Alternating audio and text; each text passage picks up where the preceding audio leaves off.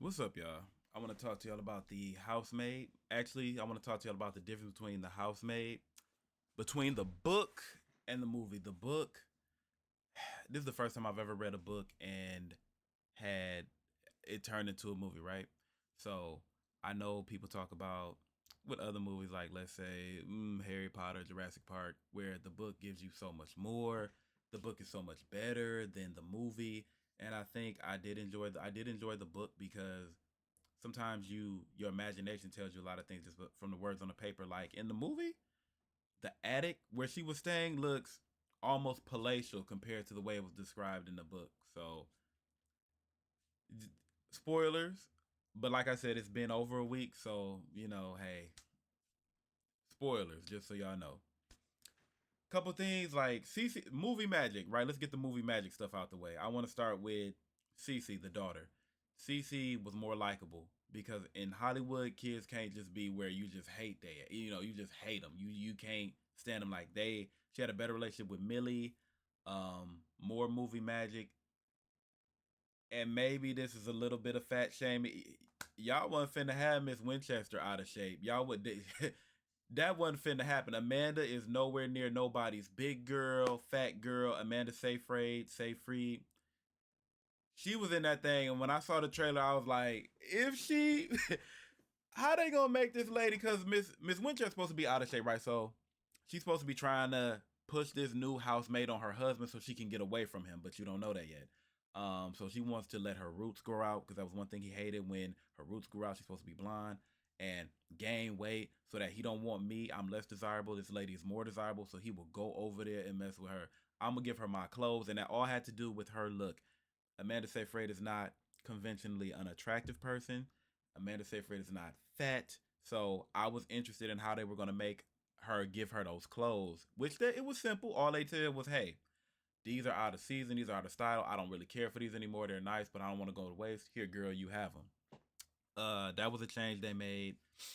Mm, like I said with Cece liking Millie, that was because in the book, you ain't care what happened to Cece the way she was acting. Like you like if she was like that doing that to me, some kid. Yeah. So in the twist with him getting out was cool. Miss Winchester coming back home and opening the door, and the little scene where he was chasing Millie. Um, that was cute. A cute twist, and actually, again, more Hollywood entertainment magic. It made the ending more entertaining. It made it more exciting. Instead of him pulling his teeth out and just dying because he'd been in there, he got out and there was a buildup. He done fell down. He done fell down these steps, and the way they covered it up, oh, he was trying to change a light bulb. Let me just throw it. Yeah, it was cool. Whoever did that directed it from the book. They did that. It wasn't boring. It was not. There was not a change from the book to the movie that made me feel like some things were left out, like the peanut butter allergy with Cece, and the peanut butter jar being in there. They didn't really. He went over that. You don't want no chicken nuggets, but in the book they went into detail that there had to be dinosaur chicken nuggets, and that's what she ate. Blah blah blah blah blah. They didn't say how he was the one that wanted Cece to dress like that with all those old clothes. Y'all probably gonna look like why she got that old stuff on, but nothing that made the movie less exciting or less meaningful. It was still enjoyable for me to watch.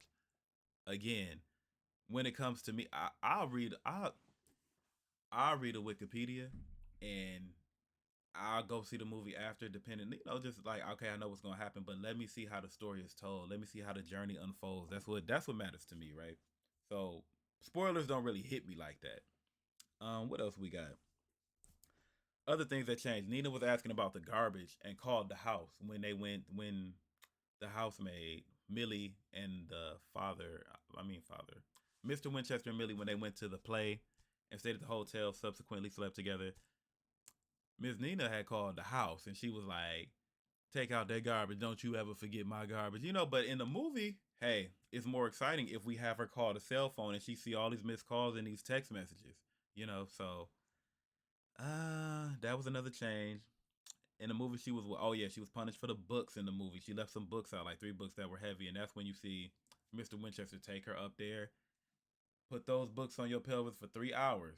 And in the movie, that wasn't the case. It wasn't no books. It was cut yourself with 21 long cuts on her stomach. She did that.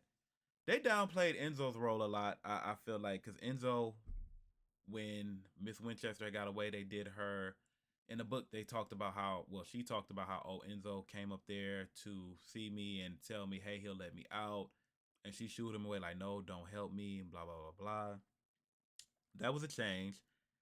Mm, Another one. I got it written down. Yeah, but I feel like there's more. Trying to think. Uh, you know what was big? Andrew. If Andrew, Mr. Winchester, had died, there was supposed to be a letter from his lawyer's office that went to the precinct, went to the police, but that never got mentioned in the movie. It was like, because that was her whole point in getting the housemaid, like getting Millie, like, I need somebody else to do this. And Millie had a background of killing somebody before. So it was like, I'm going to have her do this because I know when this letter drop, they're going to be on my back. They're that, so they never said that in the movie. That was another change. I like the symbolism with the dollhouse when Millie was just about to get punished for breaking that plate. Millie had uh seen she saw the dollhouse, the mother at the time. You know what? Which tells me that Cece knew her mother was being put in that attic in that room.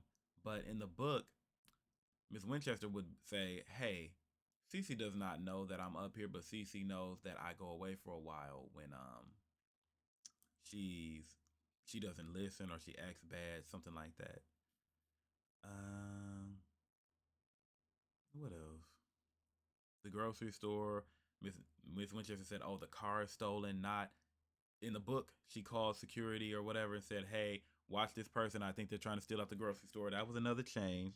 The officer in the end was female instead of an officer in the end in the book was a dude whose daughter was with Mr. Winchester before Nina got with Mr. Winchester. Um, the skirt in the car was shorter because I remember vividly Millie kept mentioning, "Oh, Mr. Winchester keeps looking at my thighs."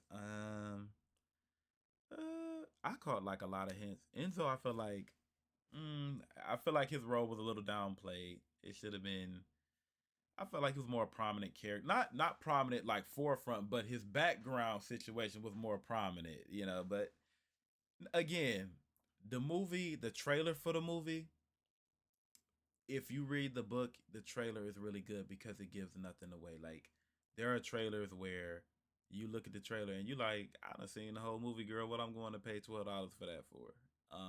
It's not like that. The trailer actually looks boring because you see the trailer and you think, oh, this some old single white female type movie.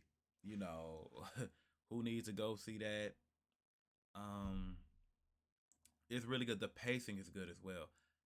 Even reading the book, I thought to myself, okay, they're going to slow roll us the whole time. This is going to be slow. It's going to get on my nerves. But the pacing is surprisingly refreshing the way they do it. Again, uh, if I might get into doing like, if I know a book is going to be turned into a movie, I might get into reading a book if I get enough heads up. And I might do a review with y'all about it. I mean, this has been, it actually was nothing I never planned on doing a video, a movie review, book to movie review for sure. But, was this even a review? I actually was just talking about the differences between the book and the movie. The review part is it's one of the better paced movies that are based on a novel that's not like just sometimes movies just get rewards for being so cinematically and graphically like y'all will never see me do anything with an Avatar movie. I never, not waterbender, earthbender, firebender Avatar. Talking about, you know what I'm talking about, though them. uh Never even gonna see it again. Didn't But yeah, I enjoyed this. I hope y'all enjoyed it. What did y'all like? Did y'all like the book versus the movie? For me, who I'm gonna go. I gotta give it to the movie. I want to say because of the way they changed the ending. The ending, it just was more exciting.